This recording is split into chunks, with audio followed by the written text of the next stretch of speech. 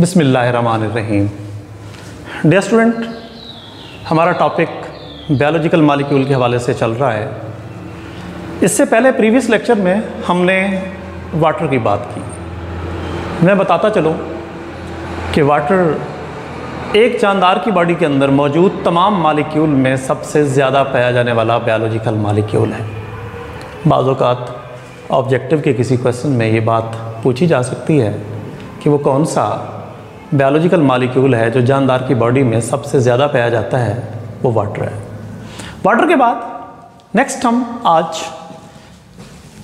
Carbohydrates को discuss करने जा रहे हैं। ये एक जानदार की बॉडी के अंदर पाए जाने वाले बायोलॉजिकल मॉलिक्यूल्स हैं। सबसे पहले हम ये बात करते हैं कि कार्बोहाइड्रेट्स हैं क्या। Carbohydrates are poly hydroxy aldehydes or ketones, यानी या तो खुद पॉलीहाइड्रोक्सी एल्डिहाइड्स या कीटोन्स हैं या such substances on hydrolysis give polyhydroxy aldehydes are ketones। Dear student, बताता चलूँ, या तो वो खुद पॉलीहाइड्रोक्सी एल्डिहाइड और कीटोन्स होंगे या ऐसी सब्सटेंसेस जब उनको पानी की मौजूदगी में तोड़ा जाए तो वो पॉलीहाइड्रोक्सी एल्डिहाइड और कीटोन दें। इन तमाम चीज़ों को हम नाम देते हैं कार्बोहाइड्रेट्स का।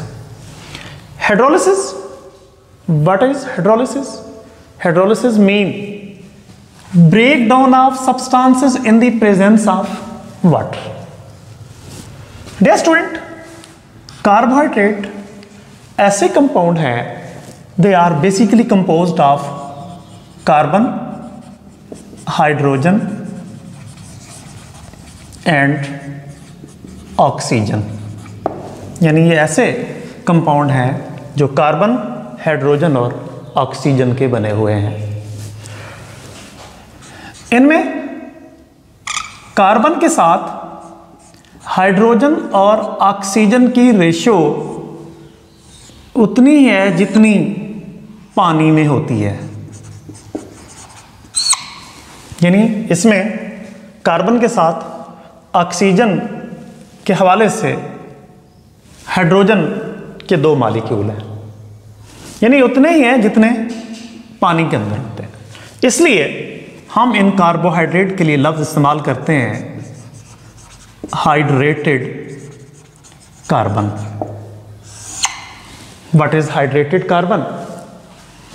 Carbon contain hydrogen and oxygen in same ratio as in water। तो डियर स्टूडेंट, जब हम इन कार्बोहाइड्रेट का जनरल फार्मूला इंडिकेट करते हैं तो वो CH2O होल N है। N indicate the number of atoms. ये N एटम्स की तादाद को इंडिकेट करता है और इनकी तादाद कुछ भी हो सकती है। नेक्स्ट हम बात करते हैं importance of carbohydrates.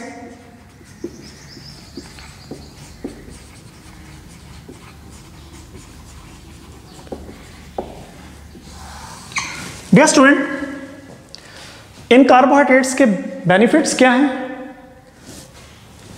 Carbohydrate are important structural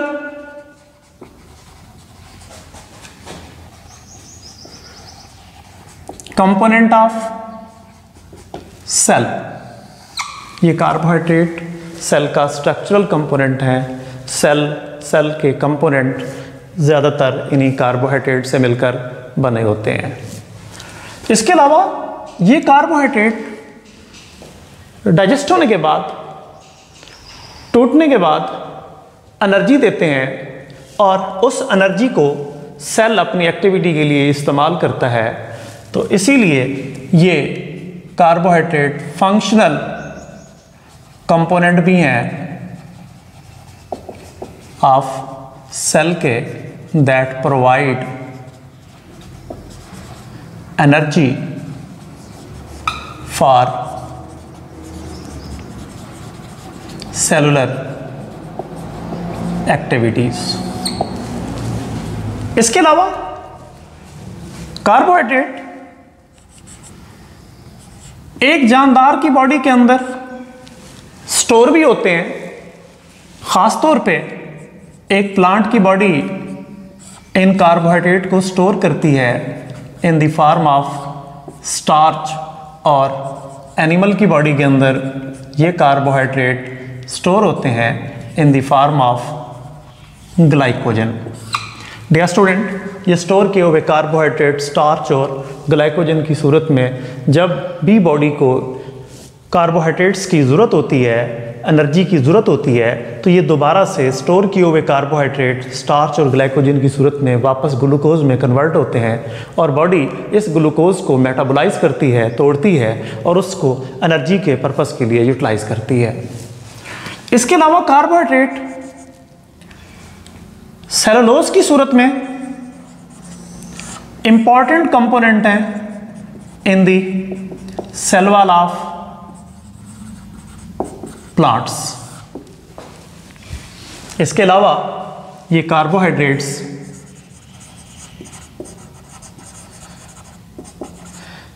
other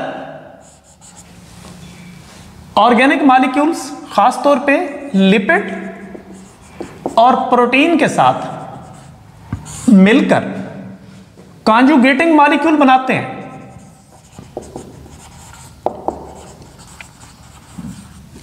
ये कॉन्जुगेटिंग मॉलिक्यूल्स ऐसे मॉलिक्यूल हैं, they are composed of more than 2 different molecules. तो कॉन्जुगेटिंग मॉलिक्यूल की सूरत में खासतौर पे ग्लाइको लिपिड और ग्लाइको प्रोटीन की सूरत में they are the important structural component of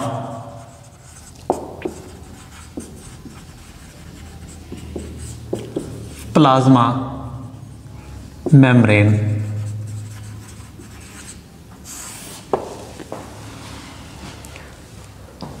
carbohydrate को जब हम क्लासिफाई करते हैं तो हमें इसके 3 ग्रुप नजर आते हैं। डियर स्टूडेंट, ये जो लफ्ज कार्बोहाइड्रेट है इनको हम सैकराइड भी कहते हैं। सैकराइड एक ग्रीक वर्ड सैक्रॉन से निकला है।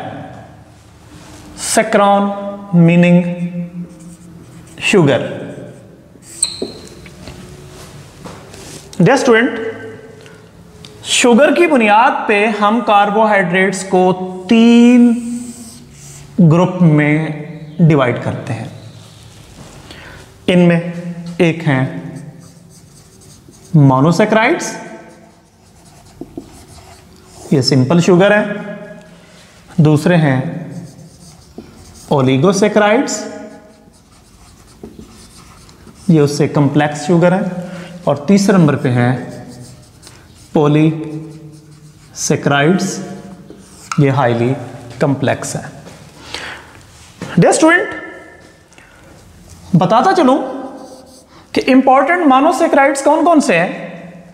इनमें ग्लूकोज है, राइबोज है और ट्राइओसिस है। ये इंपॉर्टेंट मोनोसैकराइड है। जबकि ओलिगोसैकराइड में सक्रोज है, लैक्टोज है और माल्टोज है। ये इंपॉर्टेंट ओलिगोसैकराइड है। और डियर स्टूडेंट, पॉलीसैकराइड के अंदर इंपॉर्टेंट स्टार्च है, सेलुलोज है,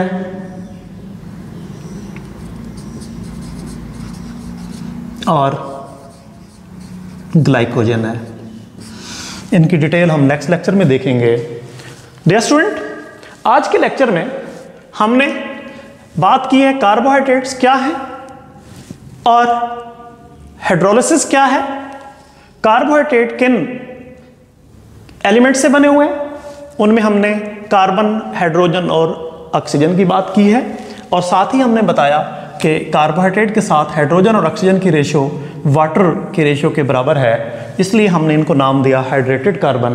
हाइड्रेटेड कार्बन्स क्या हैं और कार्बोहाइड्रेट का जनरल फार्मूला क्या है, और हमने कार्बोहाइड्रेट्स की इंपॉर्टेंस की बात की है, और लास्ट वन पे हमने कार्बोहाइड्रेट्स के हवाले से बात की है कि कार्बोहाइड्रेट को हम सैकराइड्स कहते हैं, और ये लफ्ज़ सैकराइड सैकरॉन से निकला है, सैकरॉन मीनिंग शुगर, और शुगर की बुनियाद पे हमने कार्बोहाइड्रेट को 3 ग्रुप में तकसीम किया है, एक मोनोसैकराइड्स, दूसरा ओलिगोसैकराइड और तीसरा पॉलीसैकराइड। ओलिगोसैकराइड के हमने एग्जाम्पल दिए हैं, उनमें ग्लूकोज है, राइबोज है, ट्रायोजेस है। ओलिगोसैकराइड्स के हमने एग्जाम्पल दिए हैं, सक्रोज है, लैक्टोज है, माल्टोज है, और पॉलीसैकराइड के हमने एग्जाम्पल दिए हैं, स्टार्च है, सेलुलोज है और ग्लाइकोजन है। Thank you very much.